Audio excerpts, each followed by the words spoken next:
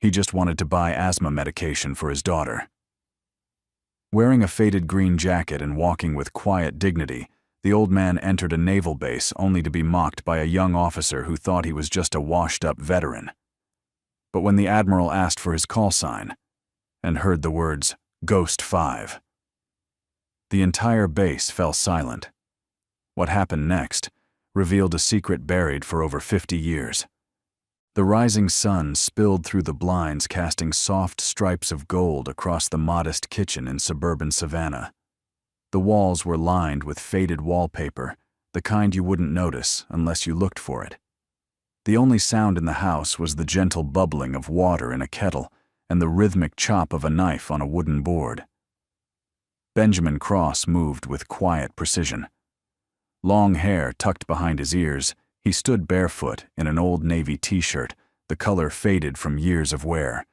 His broad shoulders moved steadily as he sliced apples for a small lunchbox. He didn't hum. He didn't rush. Everything he did was deliberate, almost meditative, like a man who had known chaos long enough to appreciate the sacredness of routine. Behind him, a soft cough. He turned instantly. Lily stood in the hallway, her small frame wrapped in an oversized sweater. Her 8-year-old face was pale lips, slightly parted as she tried to catch her breath. Ben was at her side before she could take another wheezing step. He crouched low, brushing her hair from her face. "Hey, baby girl," he said gently. Couldn't breathe again. Lily nodded, eyes glassy. Her hand clutched the fabric of his shirt. Ben moved fast but calm, the kind of calm that comes not from lack of fear, but from years of learning how to act despite it. He opened the cupboard where he kept her medication. Empty. He stared at the bottle for half a beat longer than necessary. "All right," he whispered. "We'll fix this." He lifted her into his arms. She weighed next to nothing.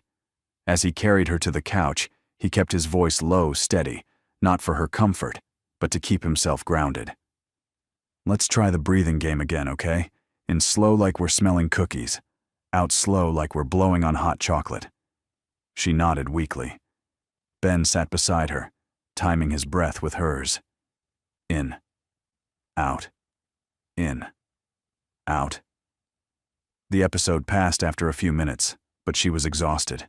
Her tiny fingers clung to his forearm like it was the last solid thing in the world. "I'll get your medicine, sweetheart," he said softly. "I'll be back before you finish that cartoon marathon." He wrapped her in a blanket, laid her gently on the couch, and placed the remote beside her. Then he stood and stared at the empty bottle one more time. The prescription had expired last week. Civilian pharmacies wouldn't refill it without a new doctor's authorization. But there was a faster way. The naval base. He hadn't set foot there in over a decade. Ben walked into the back room, pulled open the old footlocker. Inside a folded uniform, a utility belt, and a few personal items that hadn't seen daylight in years. He didn't touch them. He simply reached for the weathered canvas bag in the corner, the one with a faint cross stenciled on the side. His fingers paused on the zipper. That name Cross once meant something in places no one could pronounce, in deserts, on ships, underwater. But now it was just the name of a quiet father who made school lunches and kept a fire extinguisher in every room. He zipped the bag and turned to leave. Before he did, he grabbed his green field jacket from the hook by the door, old, faded but clean, and threw it over his shoulder. As he stepped outside, the Georgia heat greeted him with a wave of sticky humidity. The sun was climbing fast. He got into his beat-up pickup truck, started the engine, and pulled out of the driveway without looking back. The drive to Port Haven Naval Base took 23 minutes. 23 minutes of silence. No music, no talk radio, just the hum of tires on pavement and the occasional squeak from the glove box, where a tiny stuffed unicorn, Lily's favorite, bobbed its head with every bump. When the base finally came into view, Ben's hands tightened around the steering wheel, the gate, the flag, the buildings rising beyond the fences like ghosts from another life. It had been 14 years. He pulled up to the security checkpoint. A young guard with sharp eyes and a tighter haircut leaned out of the booth. "Can I help you, Sir?" Ben handed over his old military ID. "Just need to visit the pharmacy," he said simply. "For my daughter's meds." The guard studied the ID, raised an eyebrow. "You're retired." Ben gave a single nod. "Honorably." A moment of silence. Then the guard waved him through. "Welcome back, Chief." Ben didn't correct him. He just nodded again, shifted the truck into gear, and rolled past the gate. The base hadn't changed much, not from the outside. Uniforms everywhere, recruits marching in formation, the smell of salt and oil and metal in the air. It was like stepping into a perfectly preserved fragment of time. But Ben wasn't the same man who used to jog these sidewalks at 5 a.m., soaked in sweat and purpose. Now he was just a father on a mission. A quiet father in a faded jacket trying to get medicine for the only thing in the world that still kept him tethered to it. As he parked outside the main exchange building, a few young sailors glanced his way. His long hair, the weathered boots, the calm in his eyes, he didn't look like them, but he didn't look out of place either. He stepped out of the truck, grabbed the canvas bag, and started walking toward the entrance. He hadn't been inside this building since before Lily was born. As the automatic doors slid open and the familiar chill of air conditioning hit his skin, Benjamin Cross took a deep breath and stepped into the place where his past waited, whether he wanted it or not. The sliding glass doors whispered shut behind him, sealing out the heat of the Georgia sun. Inside the base exchange was exactly as he remembered, cold, efficient, and humming with quiet purpose. Fluorescent lights buzzed overhead. Racks of tactical gear and protein bars lined the aisles. Recruits moved in packs, laughing, posturing, grabbing energy drinks and power bars, like they were invincible. Benjamin Cross walked alone. He didn't belong here anymore, but he didn't flinch. His boots landed with quiet authority on the tile floor. The faded green jacket draped over his shoulders moved like a shadow, and the wars settled across his back like a second skin. No one recognized him. Not yet. Ben's eyes swept the layout, new displays, new brands, but the pharmacy was still tucked into the back corner past the gear section and across from the cafeteria. He started moving that way, but didn't get far. A voice rang out from his left, crisp and sharp, cutting through the low hum of the room. "Hey." "You lost," Sir Ben turned his head slowly. The speaker was young, mid-30s at most. Clean-shaven, razor-sharp jawline dress, blues perfectly pressed. His collar read, "Lieutenant Commander Hale." His voice was firm, but it held an edge. Not curiosity, not courtesy. It was challenge wrapped in authority. Ben kept his tone steady. "Just here for the pharmacy. My daughter's asthma medication." Hale took a few steps closer, scanning Ben from head to toe. His eyes lingered on the worn canvas bag, the boots, the long hair. A subtle sneer tugged at his mouth. "Base exchange is for active duty personnel. You don't look like you're serving these days." Ben gave a short nod. "I'm not." "Then you can't be here." Hale snapped louder now. Heads began to turn. Ben stayed calm. "The prescription's in the system. I was told the pharmacy could process it. I'm not here for trouble." A few junior officers at a nearby table looked up from their lunches. One leaned over, whispering something to the others. The atmosphere shifted, not loud, but alert. Tension ran like a current under the fluorescent lights. Hale stepped even closer, eyes narrowing. "You got proof you ever served?" Ben didn't answer right away. He reached into the inner pocket of his jacket, slowly, deliberately, and pulled out a battered ID card. The plastic was worn, the edges frayed, but the text was clear. Chief Petty Officer Benjamin Cross, retired. Hale snatched it, barely glancing at the details, before tossing it back like it was trash. "Expired," he said flatly. "Like you." That line earned a snort of laughter from one of the younger sailors. Hale smirked. Ben caught the ID mid-air, tucked it back into his pocket without expression. "I didn't come here for a fight," he said again, quieter now. "Just the medicine. My daughter's waiting." There was no emotion in his voice, no defensiveness, and that more than anything seemed to irritate Hale. You ignoring a direct command from an officer, Ben met his gaze. I'm not under your command, Lieutenant Commander. The air grew denser. More people were watching now, silently, cautiously. A few older servicemen furrowed their brows, trying to place the man in the faded jacket. Then someone spoke, quietly, but clearly. Hey, is that a UDT patch? Ben turned his head slightly. A young Marine seated near the gear section stood slowly and stepped closer. His eyes were locked on the shoulder of Ben's jacket, where a barely visible insignia tattered and sun-bleached clung to the fabric. That's pre-SEAL era, the Marine murmured. UDT, Underwater Demolition Team. Another whisper rippled through the room. UDT. That's like Vietnam era. Didn't they disband those teams before the 80s? Ben said nothing. He didn't need to. But Hale scoffed. Anyone can sew a patch on a jacket. Doesn't make it real. The Marine hesitated, eyes still on Ben. There was a flicker of something not quite recognition but reverence. Still, Hale wasn't backing down. Look, I don't care if you played Navy in the 70s. This is an active duty facility. You don't have clearance, you don't get access. Ben nodded once. Understood. He turned to leave no resistance in his posture. No anger. Just that same haunting stillness. But as he moved, a deep voice echoed from the far end of the exchange. That's far enough, Lieutenant Commander. All eyes turned. Master Chief Owen Briggs stood by the entrance to the cafeteria. Built like a brick wall, silver beard trimmed neat eyes, sharp as broken glass under his brow. His presence had weight the kind that couldn't be taught, only earned through decades. Hale stiffened. Master Chief. Sir, I saw the whole thing, Briggs said, voice low but clear. He's not causing trouble.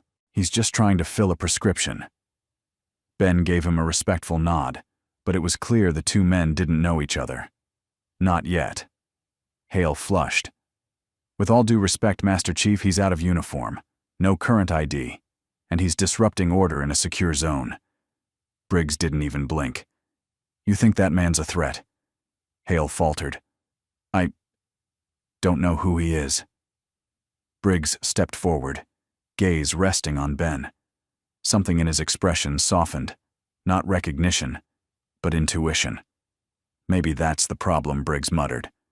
Ben raised a hand gently. It's all right. I'll go. But Briggs shook his head. No, sir. You came here for something. You're gonna get it. The use of sir hung in the air. Hale caught it too, his eyes narrowing in disbelief. Briggs continued, voice calm. We forget sometimes. Not all heroes wear polished boots. Some wear faded jackets. And some of them have earned the right to walk anywhere they damn well please. Silence. Ben said nothing. Hale stood frozen, unsure whether to push or retreat. His authority had been questioned, but more than that, his awareness of military history of legacy was cracking in public view. Ben met his gaze one last time. There was no smugness, no triumph. Just the quiet weight of a man who had walked through fire and never needed to speak about it. I just need the medicine, he said again. That's all. Then he turned and walked toward the pharmacy with the quiet dignity of a man who no longer needed to prove anything to anyone. Benjamin Cross had only taken a few steps past the pharmacy counter when the tension behind him reignited like embers catching a fresh gust of wind. Lieutenant Commander Ryan Hale wasn't done. He had been standing still, jaw-clenched eyes locked on Ben's back, like a man watching a ghost refuse to vanish. The presence of Master Chief Briggs had rattled him, not just because of the challenge to his authority, but because it exposed a truth he wasn't ready to accept. He didn't know everything. He hated that feeling. Hey. Hale's voice sliced through the air again, sharper this time. We're not finished here. Ben paused. Slowly he turned, not with reluctance but with patience, like a man who had learned to give people one last chance to reconsider before they made a mistake they'd regret. The entire base exchange was silent now. Even the low hum of vending machines and distant buzz of overhead lights seemed to pull back listening. Ben didn't speak. He just looked at him. That more than anything infuriated Hale.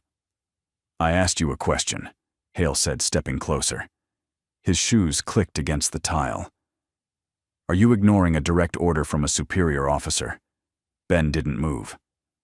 "I'm not under your command, Lieutenant Commander. I made that clear." The calm in his voice wasn't condescension. It was control. It was the kind of voice that had once guided teams through firefights, black water dives, and enemy encampments. That kind of control in a man not wearing a uniform was a threat to someone like Hale. "You think just because you've got some dusty old patch on your shoulder you're special?" Hale scoffed, taking another step. "You're not. You're a civilian, a relic, and frankly, you look more like a janitor who wandered in from the wrong hallway." The words hung in the air too loud, too sharp. Some of the junior officers winced. A few glanced at each other, unsure if they'd just witnessed a line being crossed. Ben didn't react. Not with his face. Not with his fists. But something shifted in his stance, barely perceptible, but unmistakable. His shoulders squared, not in defense, but in quiet readiness. His eyes, still steady, now carried a weight that silenced even the whispers. "I served," Ben said, voice low, but unmistakably firm. "Same as you. Maybe longer. Maybe harder."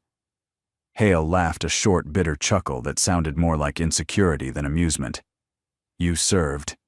You really expect me to believe that? Look at you." He gestured, waving a dismissive hand at Ben's jacket, his long hair, the old boots. "This isn't a veteran. This is a man clinging to stories." Ben said nothing. He just watched. That silence unnerved Hale more than any insult could have. The younger sailors behind him shifted uncomfortably.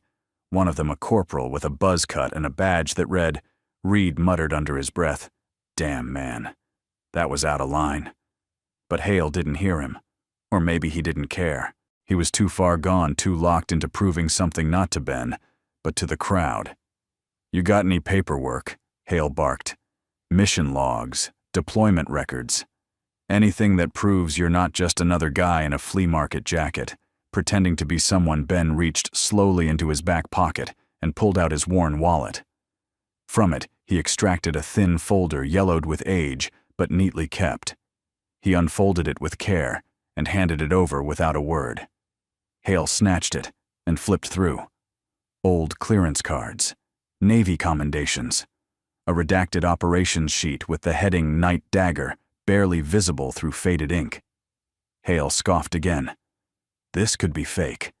Anyone with a printer and a YouTube tutorial could throw this together. He flung the documents back. They fluttered through the air and landed at Ben's feet. A gasp came from somewhere near the snack aisle. Ben knelt slowly, not with shame, but with a deliberate calm, and picked up the folder. Then he looked up and said for the first time with any edge in his voice, "Do you have any idea what you're doing right now?" The question wasn't rhetorical. It landed with the force of a hammer, not loud, but heavy. Hale stepped back half an inch before catching himself. Ben straightened the folder and tucked it back into his jacket. "I'm not here for recognition," he said. "I'm not here for glory. I'm not even here for you." He looked toward the pharmacy door. "I'm here for my daughter. She's 8 years old. She has asthma. And she's sitting at home without the medicine she needs, because I had to come through a base full of uniforms just to get it." The words hit harder than any accusation. They weren't angry. They were honest. "I didn't ask for your salute," Ben added. "I didn't even ask for your respect." He turned. But Hale wasn't finished. His voice rang out desperate now, like a man trying to re-establish control before it slipped too far. "You're walking away from a superior officer. That's insubordination. That's grounds for Lieutenant Commander." A firm voice barked from behind. All heads turned. Master Chief Owen Briggs had returned not from the cafeteria this time, but from the hallway near the command offices. He wasn't alone. Several older officers stood just behind him watching. Briggs stepped forward slowly. "I've been in the Navy 37 years," he said loud enough for the room to hear. "And I've seen a lot of good men come and go. But I've never seen someone talk to a Navy UDT veteran like that and still pretend they understand honor." Hale's face flushed red. "I didn't. You didn't ask." Briggs interrupted. "You assumed. You disrespected. And worst of all, you did it in front of every young man and woman in this room who's still learning what the uniform really means." Hale opened his mouth, but no words came. Briggs turned to Ben. "Sir, if you'll allow me, I'll escort you to the pharmacy myself." Ben nodded once silently, and as they walked together side by side toward the back of the exchange, no one laughed. No one scoffed. The whispers had stopped. The silence wasn't awkward. It was reverent. And Ryan Hale, standing alone in the middle of the room, finally began to understand he hadn't just picked a fight with an old man. He'd disrespected a ghost from the past, and the whole room had seen it. The hallway leading to the base pharmacy wasn't long, but with each step, Benjamin Cross felt the weight of eyes behind him. Not judgment. Something else. Recognition was starting to take root, slow and uncertain, like a memory just out of reach. Master Chief Owen Briggs walked at his side, silent but attentive, his stride matching Ben's. They said nothing to each other, but a quiet understanding had already formed, the kind of bond forged not by words, but by mutual respect between men who'd both stood on the edge of the impossible and lived to walk away. At the corner of the hallway near the vending machines, a small group of sailors had paused mid-conversation. One of them, a lanky, freckled recruit with a crew cut barely older than 20, was the first to speak. "Was that real?" he whispered to no one in particular. "That patch on his shoulder, it looked like..." Another chimed in, eyes narrowing. "UDT, I saw it too. Pre-SEALs. Like way back. Vietnam era." A silence passed between them. Then one of the older petty officers muttered almost reverently, "That's old school. Those guys were the ghosts before we had SEAL Team 6. Word spread quickly, not through shouts, but through whispers. Like the slow roll of a wave, sailors and Marines throughout the exchange began to turn. Conversations faded. Utensils were set down. Even the sound of boots on tile seemed to still. Faces turned toward the man in the faded green jacket. Benjamin didn't notice, or perhaps he did but chose not to react. He kept walking, until a voice called out behind him, "Hey, sir." Ben turned, expecting another challenge. Instead, a young Marine, maybe 23 tall and broad-shouldered, stepped forward, holding his MRE tray like a forgotten burden in his hands. He pointed to Ben's shoulder, to the sun-bleached patch barely holding onto the thread. "Is that real?" Ben looked down at it, then back at the young man. "It was," he said simply. The Marine nodded, swallowing hard. "My granddad used to tell stories about UDT divers. Thought they were just legends." Ben gave a faint smile. "Sometimes we were. Sometimes we weren't." There was a pause. The Marine stepped back, gave a respectful nod, not quite a salute, but something close, and returned to his table. It should have ended there. But Lieutenant Commander Ryan Hale wasn't done nursing his pride. He pushed through the crowd that had quietly formed, brushing past two junior officers who tried and failed to warn him off. He was red-faced now. His composure cracked. The room had slipped from his control, and his instinct wasn't reflection. It was escalation. "All right," he barked. "This isn't story time. Disperse. All of you." No one moved. It wasn't open rebellion. Just hesitation. Then, in a tone too smug for the situation, Hale added, "Let's not forget this man isn't active duty.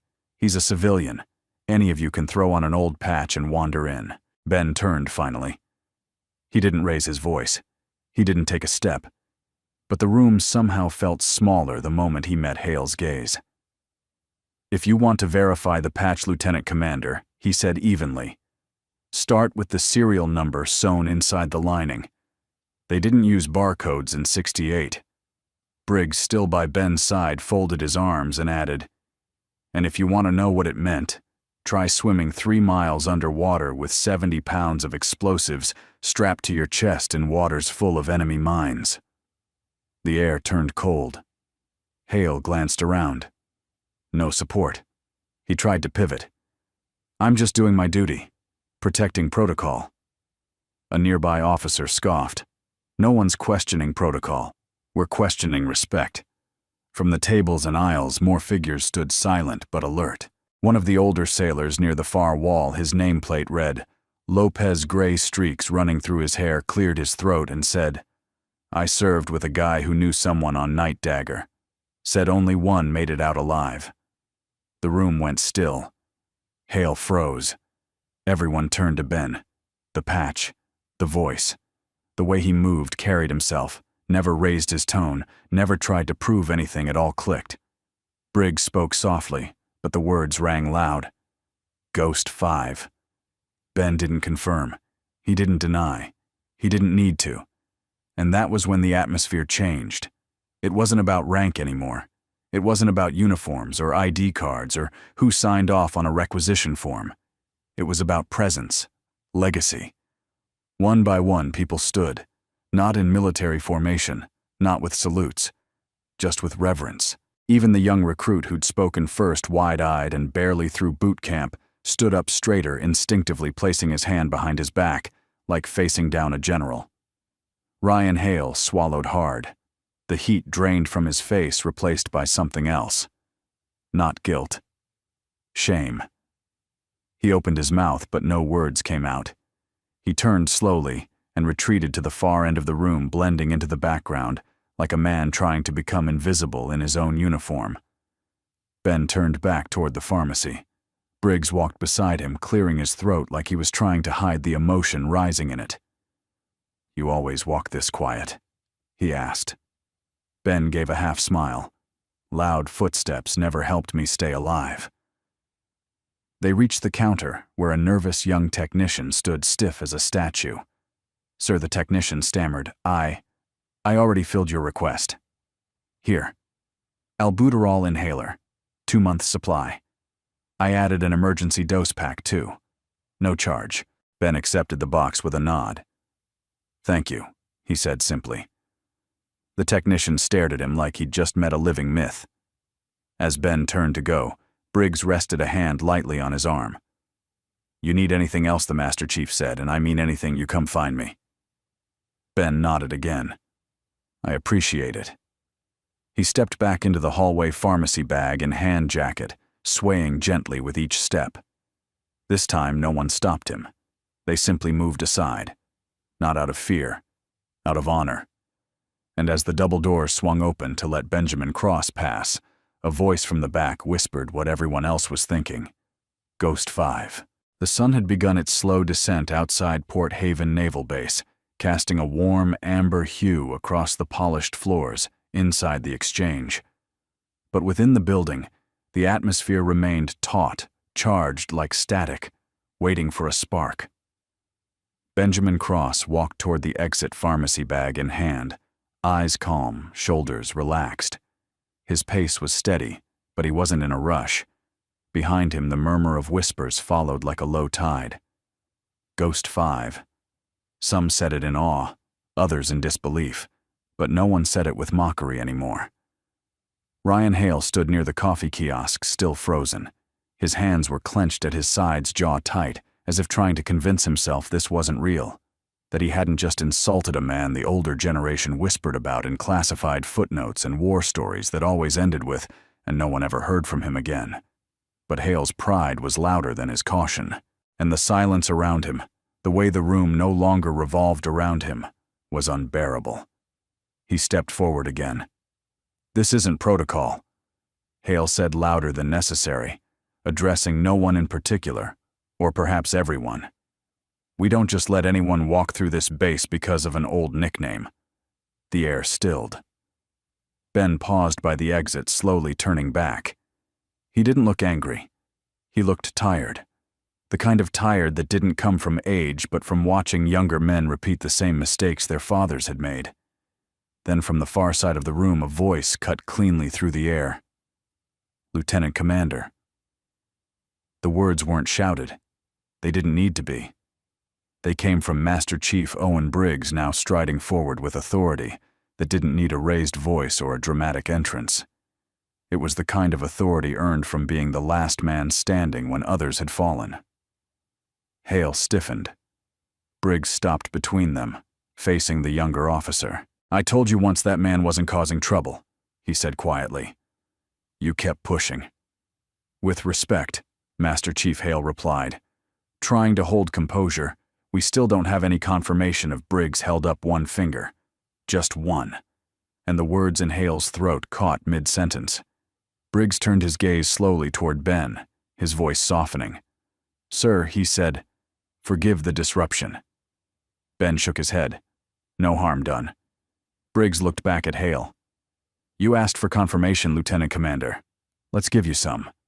He nodded to a petty officer by the comms desk. "Patch me into Central Records." The young sailor scrambled to comply, fingers flying across the console. A few moments later, a voice crackled through the overhead intercom. "Records online, Master Chief." "Good," Briggs said. "Search Cross Benjamin, U.S. Navy. Born November 14, 1950. Last known rank, Chief Petty Officer. Search by operation code, Night Dagger. Authorization level, Black Echo." There was a long pause on the line. Too long. Then the voice returned lower, more careful now. "Copy that, Master Chief. Accessing restricted archive. One result found. Confirmed UDT-11 classified deployment under Operation Night Dagger, 1968. Status all operatives presumed KIA. Exception operative call sign, Ghost 5. Mission success. Details redacted." The final line dropped like a stone into the room. Everyone looked at Hale. He stared ahead, pale now. All the oxygen seemed to vanish from his lungs. Ben, for his part, said nothing.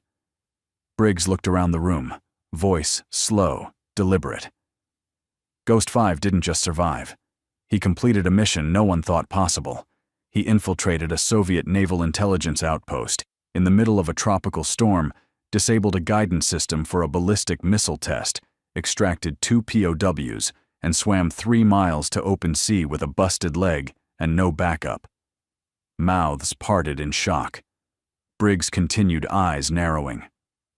"And the only reason you didn't read about it in a textbook, Lieutenant Commander, is because men like him were too professional to write their own chapters." He turned back to Ben. "You have every right to be here, sir. And if you ever need anything on this base, even a paperclip, it'll come with an escort and a salute." Ben gave a nod of appreciation. "Just the medicine today, Master Chief." Briggs allowed himself the faintest smile. Then unexpectedly he asked, "You still living in Savannah?" Ben looked surprised. "I am. Daughter doing okay. She will be." Ben answered, holding up the bag. Briggs's eyes softened further. "I served under a SEAL commander back in the 90s. Man used to talk about Ghost 5 like you were a bedtime story for the hard cases. Said you taught him more about honor in one operation than 20 years of war ever did." Ben chuckled, but it didn't reach his eyes. "I don't know about that." "I do," Briggs said quietly, "because men like you don't need medals. You leave marks in the men who follow." He paused, then turned back to Hale, who was now silent, hands clenched behind his back, in what looked like a half-hearted at-ease posture. Briggs walked over to him slowly. "Let me tell you something," he said, voice low but with the sharpness of a blade. "You ever wear this uniform and forget the shoulders it was built on, you don't deserve it." Hale opened his mouth. "Closed it." "Dismissed," Briggs said. And that was it. No further reprimand. No punishment. Just the weight of a lesson delivered in front of 100 watching eyes, a humiliation far heavier than any paperwork could deliver. As Briggs turned back, Ben had already stepped toward the exit. The crowd parted. No orders, no hand gestures. They just moved like tides pulled by gravity. Ben passed through them like a quiet force of nature heading back toward his truck. Briggs remained still, watching him go. Then, without being told, a few of the younger sailors near the door straightened their backs and offered something no rank required. A silent salute. One by one, others followed. It wasn't formal. It was real. And as Ben disappeared into the fading Georgia sunlight, his figure silhouetted in the golden glow, even the whispers fell quiet. For the first time in years, Port Haven Base didn't feel like just a place of duty. It felt like sacred ground. Because Ghost 5 had walked its halls again, and he left not with vengeance, but with dignity. The double doors at the far end of the base exchange swung open with a quiet hiss, but the impact of their motion was anything but subtle. Admiral Charles Whitaker had arrived. He didn't need an introduction. He didn't raise his voice. He didn't bark commands like a junior officer trying to prove his authority. He simply walked, and the entire room adjusted itself. Conversations halted mid-word. Boots clicked subtly as postures straightened. Even the air seemed to fall into line around him. Admiral Whitaker was known for many things: decades of flawless service, an ironclad demeanor, and eyes that could scan a man's soul in a heartbeat. But today those eyes were sharp, with something more than scrutiny. He'd felt it. Before stepping into the room, he'd felt the ripple in the air, a subtle shift in energy, like an old battlefield calling out through the static of time. Something had happened, and it wasn't routine. As he entered, Master Chief Briggs instinctively stepped aside, spine straight as a steel beam. "Admiral on deck," he said, voice clear. The entire exchange stood at once, even those who weren't sure why. Whitaker scanned the room. His expression didn't change, but his gaze did pause just for a breath as he noticed the subtle shifts in the air. Lieutenant Commander Hale standing stiff, pale and quiet. Briggs unusually somber. And then, him. The man in the faded green jacket. Benjamin Cross. For a moment, the Admiral didn't move. His lips parted slightly, but no sound emerged.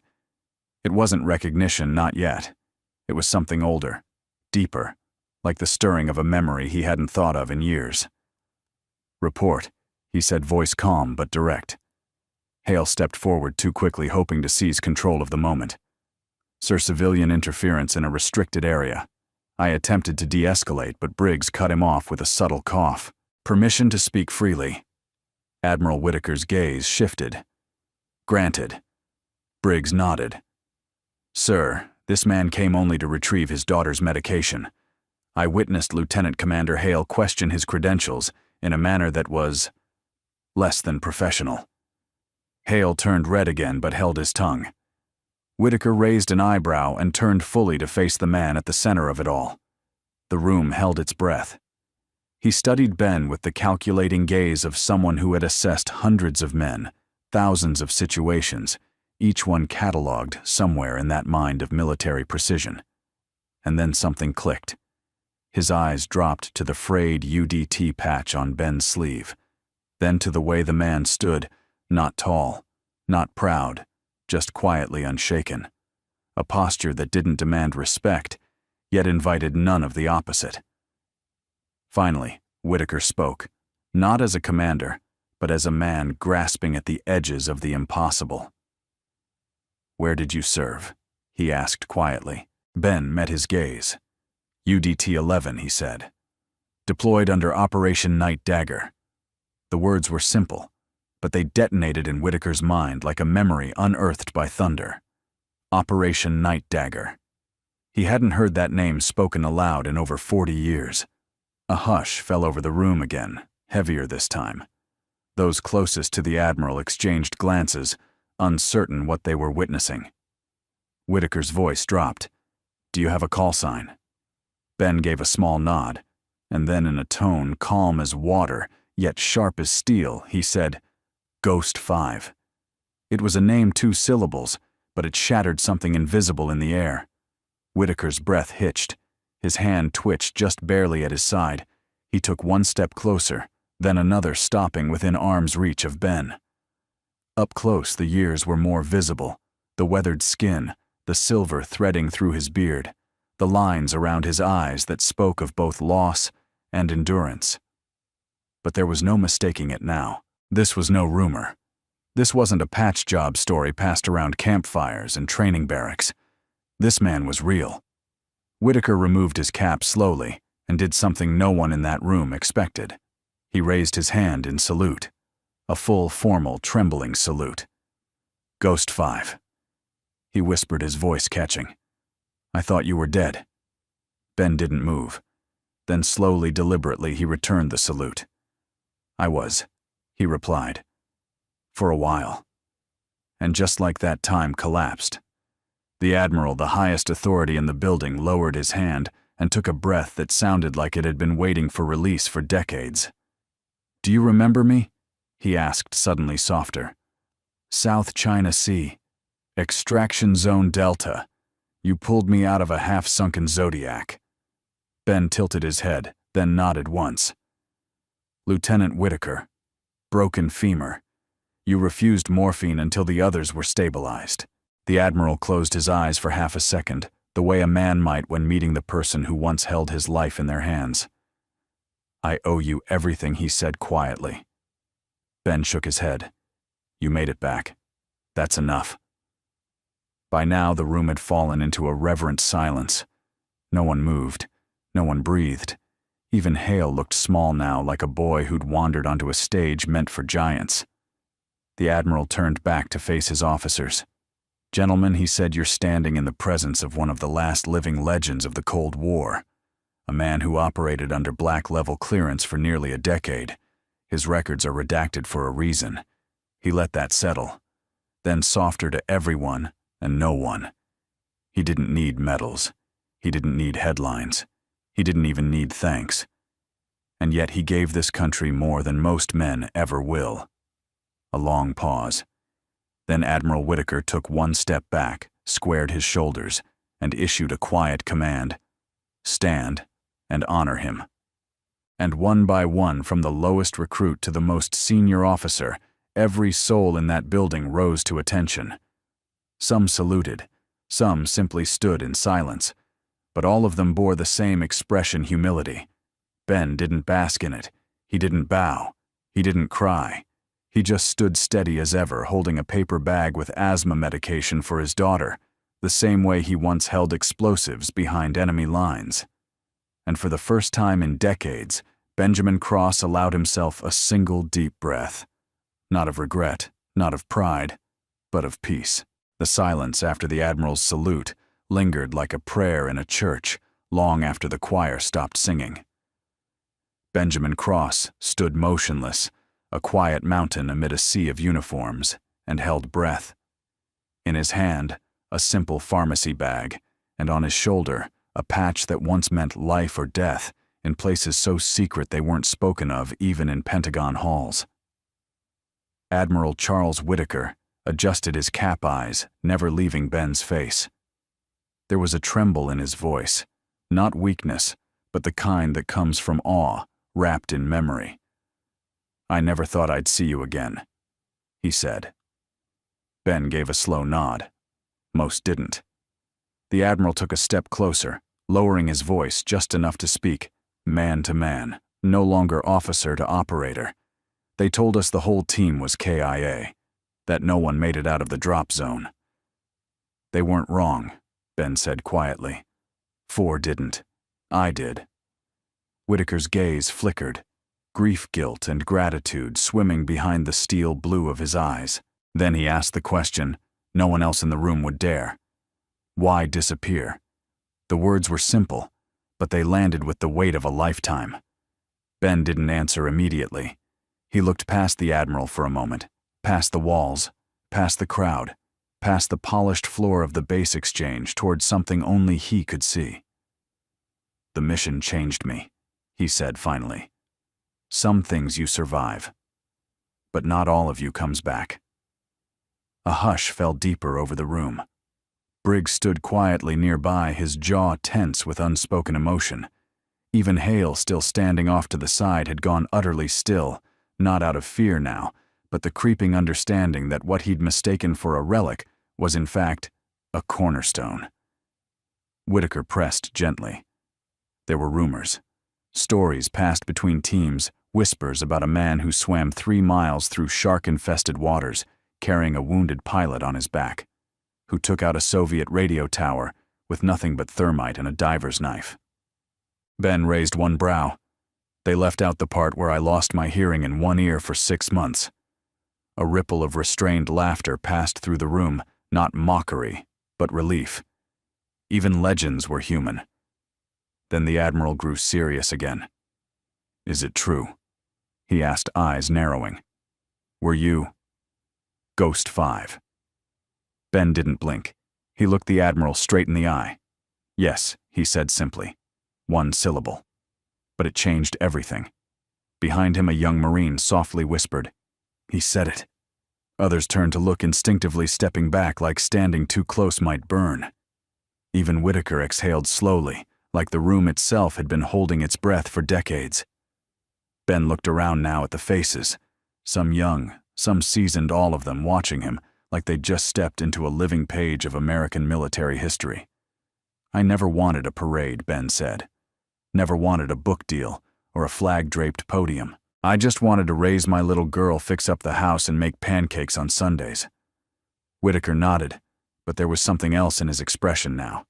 Something heavier. "You disappeared after Night Dagger," he said. "No records, no communication, not even a discharge. Just gone." Ben nodded. It was cleaner that way. For the country, for the team, for me. And now the Admiral asked, "Why come back now?" Ben reached into his pocket and pulled out the asthma inhaler prescription, folded, creased, barely held together by a staple. He held it up. "My daughter," he said. "That's all." A quiet murmur passed through the room. Some of the younger men looked down, embarrassed. Others clenched their jaws, realizing how close they had come to disrespecting a man who'd once been the last line between their country and catastrophe. "I came because she was wheezing last night," Ben continued. "Because I promised her I'd never let anything happen to her. Same promise I made to my team. Same one I made when I first put on that uniform." Briggs spoke up now, voice thick with feeling. "Sir, if I may." Ben nodded. Briggs took a breath. "Most of us, we wear the uniform hoping to be part of something bigger. But men like you were the something bigger." Ben shook his head gently. "I was just one man in the dark doing what needed to be done." "Exactly," Briggs said. Whitaker stepped forward again, closer now, lowering his voice. "I have one more question." Ben raised his brow. The Admiral's eyes narrowed, not in suspicion, but reverence. "Your team, UDT-11. I read every debrief I could get. We never knew who gave the final go-ahead to detonate the rigged corridor. That move delayed the Soviets long enough to secure the extraction, but it also sealed the other 4 team members inside." Ben looked down for a long moment, then back up. "I did." The room was still. "I gave the order," Ben said, his voice steady but quiet. "It was the only way. We were out of time and they knew it. They told me to finish the job." "You lived," Whitaker said, barely a whisper. "They made sure of it." Ben answered. For a moment, even the Admiral had nothing to say. Then he straightened and turned to the room. "From this day forward," Whitaker said, "Chief Petty Officer Benjamin Cross, Ghost 5, is to be treated with full honors befitting his service. His clearance is hereby reinstated. His record unsealed under Black Echo classification pending documentation." He looked back to Ben. "If you'll allow me, sir, I'd like to have dinner with you. Off the record. Just one old ghost to another." Ben smiled just a little. "Maybe." Then he turned back toward the door, lifting the bag in his hand like a prize hard won. As he passed the gathered officers and sailors, none moved. They stood still, each one acknowledging him in silence, the way men once saluted, before going into battle, not out of rank, but out of respect for the man who earned it the hard way. And as the door closed behind him, someone near the rear whispered, "He said it himself. Ghost 5. The word still echoed in the minds of every man and woman present Ghost 5. Not a myth. Not a code name on a forgotten operations sheet. But a living, breathing man standing among them with a pharmacy bag in one hand, a quiet presence in his eyes, and history stitched onto his shoulder like a scar that never healed. And now, everyone knew. As Benjamin Cross walked toward the exit, the world inside the base exchange seemed to shift. The fluorescent lights didn't flicker, the air conditioning didn't falter, but something had changed, something invisible and permanent. It was reverence, the kind that doesn't ask for attention, but commands it nonetheless. He passed rows of soldiers, sailors, and officers, some still frozen mid-motion, some holding cups of coffee that had long since cooled, some with their hands hovering near a salute and not knowing whether to raise it or lower their heads. Ben didn't ask for recognition. He never had. But now it came, one by one. In silence. The first was a young Marine by the tactical gear section, barely 20, freckled, wide-eyed. As Ben passed, he stood at attention, stiff and shaky, offering a slow, silent salute. Ben nodded once. The Marine held it a second longer than regulation allowed, but there were no regulations for this moment. Then another followed. A petty officer with salt and pepper stubble tears quietly building in his eyes. He said nothing. He didn't need to. He simply stood up, placed his cap over his heart, and let the silence speak for him. And then another. And another. Soon, every aisle, every bench, every section of the base exchange was occupied by men and women, rising to their feet, not in unison, not in drill formation, but like candles being lit in a dark room, one flame at a time. Admiral Charles Whitaker remained standing near the center, his chest rising with each slow breath. He didn't command the room anymore, not in this moment. That belonged to Ben. Ryan Hale, standing near the back, couldn't meet anyone's gaze. His eyes were downcast, his mouth tight. He'd stopped trying to explain himself. The room had passed judgment, not with shouts or punishment, but with silence. And that silence was deafening. Ben continued forward, his footsteps echoing slightly on the tile. He didn't walk fast. He didn't walk slow. He moved with the rhythm of a man who had nothing to prove and everything to protect. In his jacket pocket, the edges of the prescription brushed against his chest, a reminder of why he came. Not to relive the past, not to reclaim old glory, but for Lily, his daughter. The only thing that still pulled him forward after all these years. As he approached the final stretch of hallway before the exit, Master Chief Owen Briggs appeared again, stepping into stride beside him. No orders, no request, just silent accompaniment. They said nothing for a few paces. Then Briggs murmured, "I've never seen anything like that." Ben looked ahead. "Neither have I." Briggs glanced at him, a faint smile behind his eyes. Not even in combat, Ben shook his head. In combat, they don't stand silent. They scream, they fight, they bleed. But this. He paused, taking in the sea of stillness behind him. This is harder.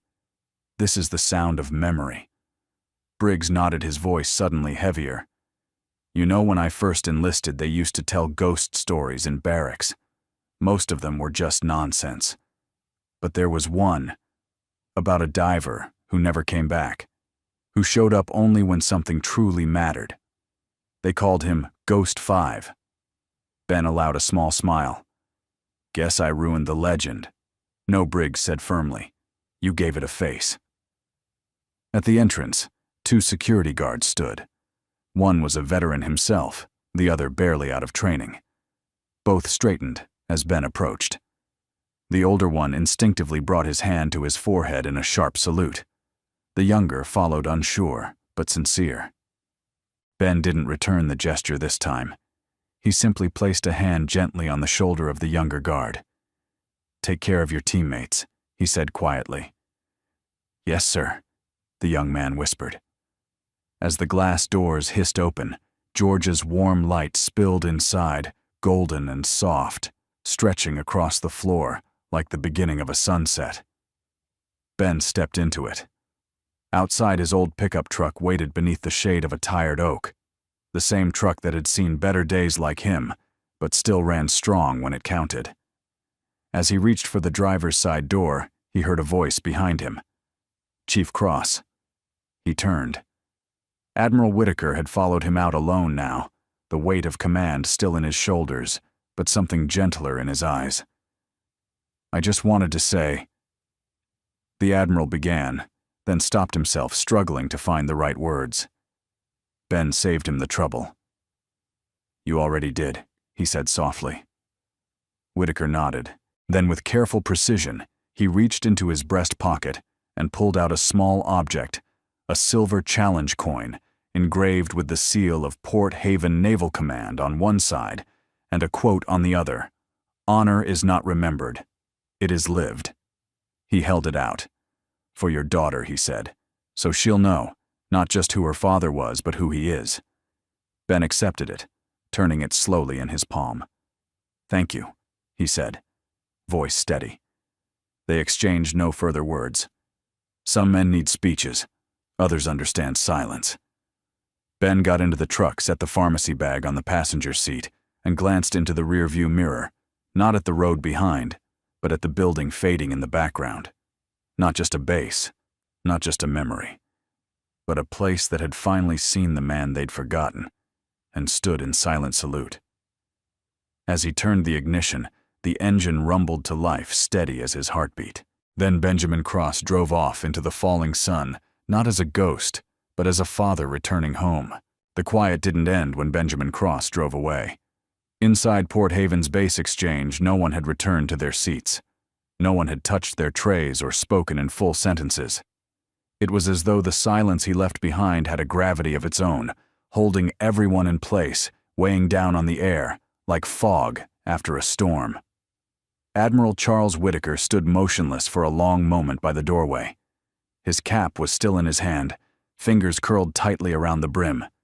He had faced enemy fleets, high-level interrogations, nuclear protocol standoffs, but right now he looked like a man reckoning with something older than military bureaucracy.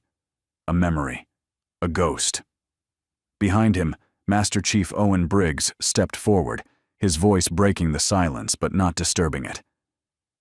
Permission to speak. Sir Whitaker didn't turn around. Granted. Briggs paused, then said what everyone else was thinking. Was that really him? The Admiral turned slowly, his face solemn but clear. It was. He stepped back into the center of the room and faced the gathering dozens of officers and enlisted personnel still standing still, stunned. I owe you an explanation. He began, his voice steady but low like a funeral eulogy. You've all heard the name Night Dagger in whispers, maybe in old tactical briefings or overheard conversations. What you haven't heard is the truth. He took a breath. In the spring of 1968, intelligence intercepted a Soviet plan to install a covert satellite guidance system along the coast of what's now southern Vietnam. It would have given them control over our missile tracking in the Pacific. If completed, it would have turned the tide of the Cold War in ways we may never fully grasp. The room was deathly still. We sent in a team, Whitaker continued. 5 men. No names. No dog tags. They went in underwater through a minefield, planted charges inside a fortified underwater tunnel complex, and exfiltrated through a storm in pitch darkness. The enemy knew. They were waiting. He paused again. 4 of those men died. He turned toward the back of the room where a projector screen had been rolled down for training exercises earlier that day. A junior officer quickly tapped the console. On the screen appeared a grainy black and white photo, 5 men in full UDT gear, faces obscured by masks, standing shoulder to shoulder on a beach at night. This photo is all that remained, Whitaker said. No names were ever released. Only one survived. He carried out the mission, completed the detonation, swam through shark-infested waters, pulled me, a junior lieutenant, then out of a half-sunken Zodiac before disappearing without a trace. He stepped closer to the screen, voice softening. For decades we called him Ghost 5. Not just because he was the last of his unit, but because he left nothing behind. No name, No medals, not even a grave. Murmurs spread across the room now with awe, not confusion. And today Whitaker said, looking toward the doors where Ben had exited just moments ago, he walked among you, not as a soldier, not as a legend, but as a father trying to fill a prescription for his daughter. Briggs cleared his throat, his voice rough with restrained emotion. What happened to the records, Sir Sealed? Whitaker replied. At the highest level, the kind of clearance they burn when the ink dries. After Night Dagger, they wanted Ghost 5 to disappear, and he agreed. I never understood why. He glanced down as if speaking more to himself now than the room. But today I think I finally do. He looked up again. Because men like him don't live for recognition. They live so others can. In the crowd, Lieutenant Commander Ryan Hale remained rigid-faced, pale and unreadable. His earlier bravado had vanished, replaced by a gnawing understanding of how far he had misjudged the moment and the man. Whitaker noticed him but didn't speak directly. Instead, he turned to the group. We can't rewrite history, the Admiral said, but we can honor it. And from this moment on, Ghost 5 is no longer a ghost. He motioned to the officer by the console. Log the name Chief Petty Officer Benjamin Cross. Operation Night Dagger. Heroism above and beyond. Clearance unsealed under Special Admiral's order. The officer hesitated. Sir, we don't have a medal to issue. Whitaker gave a small smile, the first in hours. No medal would be enough. He turned back to the room one last time. But I suggest you remember this day. Because someday, you'll tell a new recruit you were here when he came back. And that will mean more than any stripe on your shoulder. The room stood in respectful silence. Then, Briggs took a step forward. Permission to speak to the Command Admiral. Granted. Briggs turned not to Whitaker but to everyone else. You've seen courage in the field. You've seen strategy, sacrifice, maybe even loss. But what you saw today, that was humility. That was what real leadership looks like. He let the words settle. No orders, no rank, just presence. The kind that walks in wearing a faded jacket and leaves the entire U.S. Navy standing at attention. A pause. I suggest we learn from it. Across the room, officers and recruits slowly began to nod. Not out of obligation, but out of understanding. Admiral Whitaker stepped down from the makeshift podium space. He took a final look at the photo on screen, 5 shadowy men in wetsuits, one of whom had just walked out into the sunlight like he never existed. Then he turned to Briggs. I want a portrait commissioned. Full honors. Frame it on the Wall of Legends. Briggs nodded. Yes, sir. And below it, the Admiral added a simple inscription. He paused, choosing each word with care. He never asked to be remembered, only to do what was right. Lieutenant Commander Ryan Hale stood frozen in the far corner of the exchange, the buzz of voices and footsteps swirling around him like a storm he could no longer command. The words kept repeating in his mind. Ghost 5. Operation Night Dagger. He didn't ask to be remembered, only to do what was right. They struck harder than any reprimand ever had. No one looked at him now. No one mocked. No one whispered. But the absence of attention felt heavier than confrontation. It was the silence of a room that had moved on, one that had already recalibrated its understanding of honor, and left him standing on the wrong side of it. His uniform, still spotless, now felt like a costume. The decorations on his chest, once polished with pride, now clinked quietly as he shifted like reminders of a standard he thought he understood, but never truly did. He clenched his jaw, forcing his shoulders back, trying to maintain composure. He'd built a career on confidence, presence, and control, knowing the rules, enforcing them, and climbing the chain of command with speed and precision. But today, those tools had failed him. He hadn't just misjudged a man. He'd disrespected a legacy. Across the room, Master Chief Briggs stood near the exit, conferring quietly with Admiral Whitaker. Though their conversation was low, their body language made one thing clear: they weren't talking about Hale. and yet everything inside him hoped they were. He needed it, the punishment, the correction something, because right now all he had was the weight of his own failure. A younger ensign passed nearby, slowing just a step, then continuing on no salute, no acknowledgement. Hale exhaled short and sharp. That was new. He turned and walked toward the hallway, hoping the motion would shake off the invisible weight pressing on his chest. It didn't. Each step echoed louder than it should have. Each turn of a corner brought back flickers of memory, not of Ghost 5, but of the way he had looked at Hale. Calm, grounded, pitying no, not quite, forgiving. That was worse. Worse than anger. Worse than being shouted down or disciplined. Benjamin Cross hadn't needed to humiliate him. He'd done it by simply existing. Hale found himself in an empty briefing room, one of the smaller ones, and stepped inside. The lights were off. He didn't bother turning them on. He sat heavily at the edge of the long table, elbows on knees, face in hands. He didn't cry. He wasn't that type. But the heat behind his eyes stung nonetheless. There was a knock on the doorframe. He didn't look up.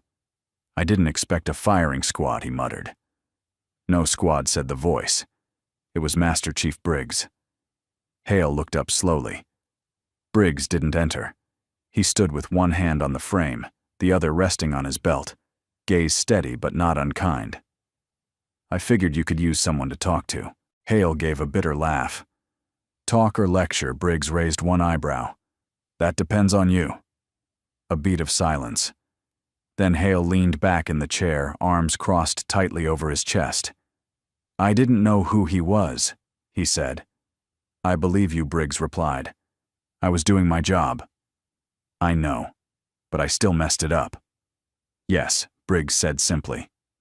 That honesty, unvarnished, unsweetened, hit Hale harder than any formal reprimand could. He looked down at the insignia on his sleeve, tracing the stitched lines with his thumb. "I thought I understood what leadership looked like," he said quietly. "I thought I knew how to read people, but I looked at that man and saw weakness, age, civvies, nothing more." Briggs stepped into the room now, slowly, his boots whispering against the floor. "You saw what you were trained to see," he said. "A man outside the current system, out of regulation, out of time." He paused. "But men like him built the system you stand in, before it had badges, before it had bullet points. All it had was grit, skill, and sacrifice." Hale looked up. "How do you carry that? Knowing you've disrespected someone like that?" Briggs didn't answer right away. He pulled a chair out across from Hale and sat down, not as a superior, but as a man who'd once asked himself the same question. "You don't carry it," he said. "You learn from it. You grow. And you make damn sure the next time you see a man with calloused hands and quiet eyes, you don't look away."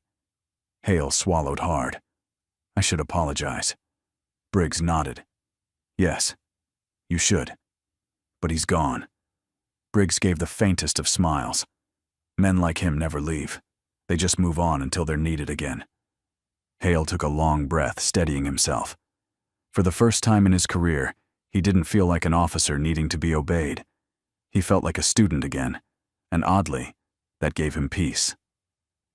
Briggs stood and adjusted his collar. "You've got potential, Lieutenant Commander. I've seen it. But potential isn't rank. It's humility. Learn that. And maybe one day you'll be worthy of the uniform you're wearing." Hale stood too, not out of obligation, but because the moment demanded it. "Thank you, Master Chief," he said. Briggs nodded once, then turned and left, leaving Hale in the quiet. This time it wasn't crushing. It was clarifying. And as the door closed, Hale walked over to the room's wall mirror, looked at his reflection, the ribbons, the polished nameplate, the sharp creases, and whispered to himself, "I won't forget this." He straightened his back, and for the first time that day, he understood what that posture was supposed to mean. The late afternoon sun dipped low behind the trees lining the road out of Port Haven. Long shadows stretched across the asphalt like faded memories. Inside his old pickup truck, Benjamin Cross drove with one hand on the wheel and the other resting gently on the small pharmacy bag beside him. Next to it, a worn teddy bear leaned against the seatbelt lilies. He glanced over at it and smiled softly. It was never about the medals, never about the ghosts of war or the weight of history. It had always been about her, the only mission that still mattered. But even now, with the air clearing and the tension of the base left behind him, something sat heavy in Ben's chest. Not anger, not pride, something else. He pulled off onto a quiet stretch of dirt road lined with pines and old telephone poles, a spot he remembered from his time stationed here, a place he used to stop after long dives or silent ops just to breathe. He killed the engine and sat in silence. Then he heard footsteps, soft, uncertain, approaching from behind. He didn't need to turn. He already knew. "I figured you might show up," he said, voice calm. Lieutenant Commander Ryan Hale came to a stop a few feet from the truck. His uniform, still sharp, now looked more like armor than authority. Something clung to for structure, not ego. "I wasn't sure you'd still be here," Hale said. Ben didn't respond right away. He reached for the brown paper bag, checked the contents one last time, then set it down gently. "I'm not here for you," Ben said finally. "I was just giving myself a moment." Hale nodded slowly. "I came to apologize." Ben turned slightly, offering a quiet, patient glance, like a father waiting to see if the lesson had been learned. Hale exhaled. "I judged you," he admitted. "By your clothes, your silence, your age. I thought you were just another guy living in the past." Ben raised an eyebrow, and now Hale's shoulders fell slightly. "Now I know the past lives in us, and sometimes it walks into a room and reminds us what real strength looks like." Ben looked away out toward the trees swaying gently in the breeze. "You're not the first to misjudge me," he said. "You won't be the last. But I was cruel," Hale added quickly. "Dismissive, disrespectful. You had every right to call me out, to make it public. But you didn't." Ben let the silence stretch before answering. "Because I saw myself in you." Hale blinked. What I was you once," Ben said calmly. "Young, sure of everything, quick to draw lines, slow to listen. I wore the uniform like it was who I was, not just what I did." He turned now, eyes meeting Hale's, not sharp, but deep. "And then I learned the uniform is just fabric. It's the man inside who has to mean something." Hale didn't speak. He just listened. Ben reached into his jacket pocket, pulling out the silver coin Admiral Whitaker had given him. He turned it between his fingers, running his thumb across the engraved words. "Honor is not remembered. It is lived." He handed it to Hale. The young officer hesitated. "I can't take this." "You're not taking it," Ben said. "I'm giving it." But why? Ben looked at him, a long, thoughtful gaze. "Because one day you'll meet someone like me, someone older, quieter, maybe slower, and you'll have a choice to dismiss them or to listen." He pressed the coin into Hale's hand. "And when that moment comes, I hope you remember how it felt to be wrong, and how someone gave you the chance to make it right." Hale stared down at the coin, his throat tightening. "I will," he said quietly. Ben stood stretching a little as he moved around the truck. The stiffness in his joints reminded him of the years he carried in silence. But his eyes, steady clear, were not burdened. "Apology accepted," he said simply. Hale straightened. "Thank you, Chief." Ben shook his head. "Ben is fine." Hale nodded. "Ben." They stood there for a moment, two men from different generations stitched together by humility and something deeper grace. Then Hale cleared his throat. "There's talk around the base," he said, "about a memorial wall, a portrait, a citation under your name." Ben smiled faintly. "Let them talk. You don't want it. I don't need it." Hale tilted his head. "Why not?" Ben looked up at the sky, the soft peach and violet hues of a Georgia sunset melting into the horizon. "Because my daughter already knows who I am," he said. "That's all the legacy I need." The words settled between them, warm and final. Hale gave a small, respectful nod. "May I escort you back to town?" Ben looked to his truck, then back to the road. "I've always preferred driving alone," he said. "But—" "Thank you." Hale stepped back, saluted crisp, clean, but different this time. Not out of rank, but out of understanding. Ben didn't return it. He didn't need to. He simply placed a hand on Hale's shoulder for a brief second, a passing of something unspoken, then climbed back into the truck. The engine rumbled to life. As the headlights swept across the pines and the truck eased back onto the dirt road, Hale stood alone holding the silver coin, watching the taillights fade into the trees. And for the first time in his career, he wasn't thinking about his next promotion. He was thinking about becoming a better man. The sun was slipping low on the horizon when Benjamin Cross returned to Port Haven's main gate. The guards recognized him instantly. No questions, no ID checks. Just a silent nod from the older of the two, followed by the slow raising of the gate, as if even the machinery knew better than to delay his passing. Ben offered a subtle wave of gratitude, then eased the old pickup forward tires, crunching softly on gravel as the base faded behind him. He didn't look in the rearview mirror. There was nothing back there he needed. Nothing. Except what had always stayed with him. Ghosts don't live in buildings. They live in the breath between memories, in the quiet spaces between missions, in the echo of names unspoken. As he turned onto the rural highway, the sky above stretched wide and golden streaked with lavender clouds. He could almost hear Lily's voice now waiting for him. "Did you get it, Daddy?" He smiled to himself. He did. And more, much more than he ever intended. Back inside Port Haven's eastern barracks, the hallway lights flickered gently overhead as the evening shift changed over. The usual chatter between personnel was conspicuously absent. Something unspoken had rippled through the base, not fear, not confusion, but reverence. A presence had passed through, and it had left a mark. In the rec hall, a group of new recruits sat in silence around a table. None of them were on duty. None had been ordered to remain. But none had left. Private First Class Jacob Linwood broke the silence first. "That was him," he said. "Wasn't it?" No one needed to ask who him was. Corporal Reed leaned forward, elbows on the table, eyes unfocused.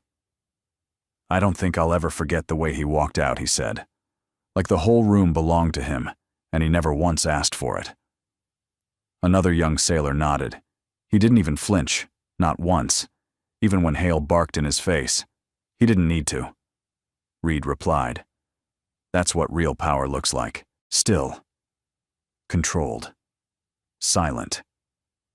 From the far side of the room, an older petty officer, Lopez, finally spoke, his voice low and measured. "My uncle served in UDT before it became SEALs.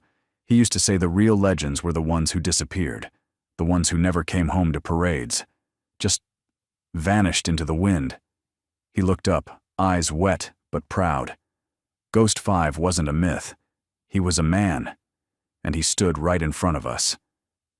The room fell silent again, until someone said what they were all thinking. "Shouldn't we do something?" Like what another asked. Throw him a ceremony he'd never show. "No," Lopez said, standing slowly. "We do it the way he would." Outside, the golden hour deepened into amber. Benjamin pulled into a familiar gravel lot under the shade of a wide pecan tree, his usual spot, just one street away from home. The old house stood quietly in the distance, white porch, chipped fence, and one warm window glowing from inside. He sat in the truck for a moment, resting his hand atop the pharmacy bag. Then he opened the door, stepped out into the soft evening air, and started walking up the driveway. Halfway to the porch, the front door creaked open. "Daddy." Her voice, small, sleepy, floated toward him. Lily stood barefoot on the threshold, hair tousled from a late-nap teddy bear, clutched in one arm, her eyes searching. Ben's entire expression softened. "I'm here, sweetheart," he said. She ran to him. He knelt just in time to catch her as she leapt into his arms. "I was worried," she whispered. He kissed the top of her head. "No need," he murmured. "I'm home." He pulled the small inhaler from the bag and placed it in her hand. She beamed, not just because of the medicine, but because he had come back. As they entered the house together, the porch light clicked on behind them. But outside, a strange sound grew in the distance. Engines, low and steady. Ben turned around at the door, Lily still in his arms. Out on the road, lined neatly on both sides, stood over 100 service members. Recruits, officers, master chiefs, cooks, medics, mechanics.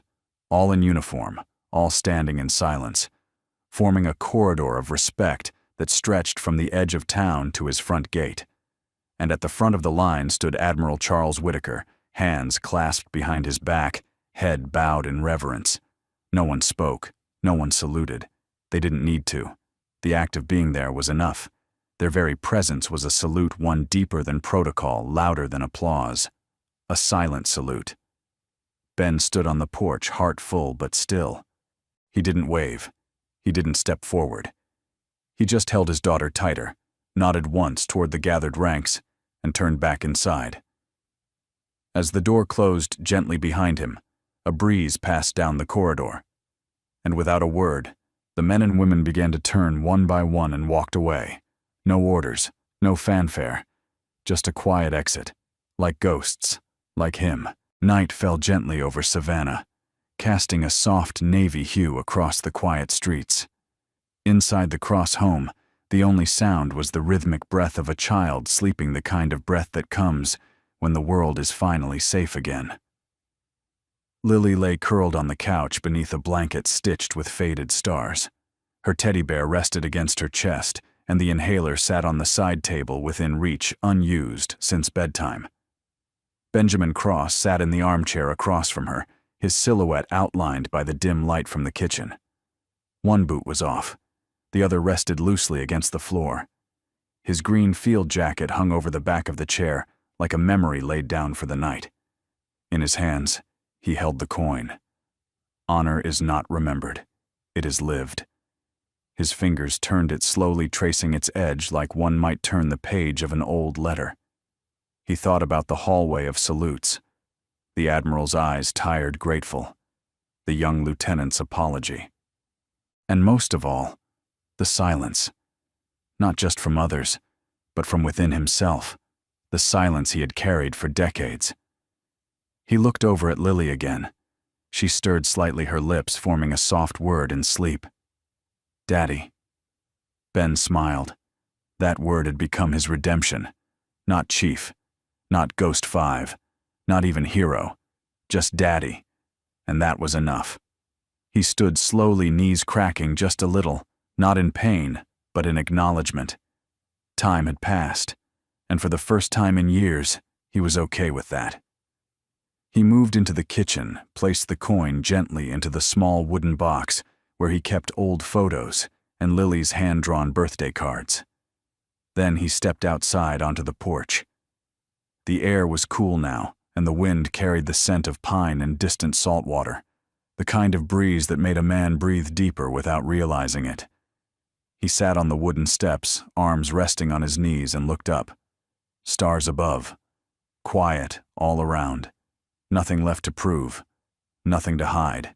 The war stories would remain untold. The medals would stay boxed in attics if they existed at all. And the name Ghost 5 would fade back into the shadows, exactly where it belonged. But tonight, in this small corner of the world, under the porch light of a forgotten house at the edge of town, Benjamin Cross had found something rarer than glory. Peace. From a distance, faint headlights appeared. Not military, just a pickup. It slowed as it passed the house. Inside, a young Marine at the wheel glanced over, recognized the man on the porch, and lifted 2 fingers in a slow, respectful nod. Ben nodded back. No words exchanged. No history retold. just quiet recognition between men who understood the weight of service and the heavier weight of coming home. The truck continued down the road, disappearing into the night. Ben leaned back slightly, letting the old boards creak under him. The front door opened softly. Little footsteps shuffled. "Daddy." He turned. Lily stood barefoot in her pajamas, rubbing one eye the other barely open. "I had a dream," she murmured. "Good dream?" he asked gently. She nodded. "You were there." Ben smiled. "Then it must have been a good one." She walked over, climbed onto his lap without a word, and rested her head against his chest. The two of them sat in silence. The stars blinked overhead. The cicadas sang their steady song, and far off in the woods, a nightbird called once, then quieted, as if even nature had agreed tonight didn't need any more sound. Lily yawned. "Will you always be here?" Daddy Ben looked down at her. "I'll always come back," he said.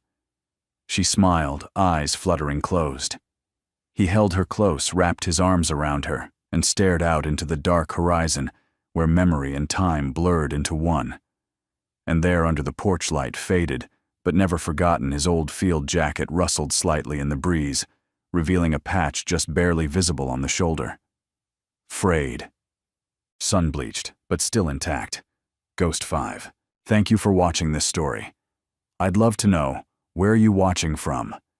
Share your city, your state, or your country in the comments below. It's always amazing to see how stories like this reach people all around the world. If this story touched your heart, please consider subscribing to Soul Moments Story, where we honor courage, kindness, and the quiet heroes among us. Your support means the world to us. Take care of yourself, and thank you for spending your time here with us today.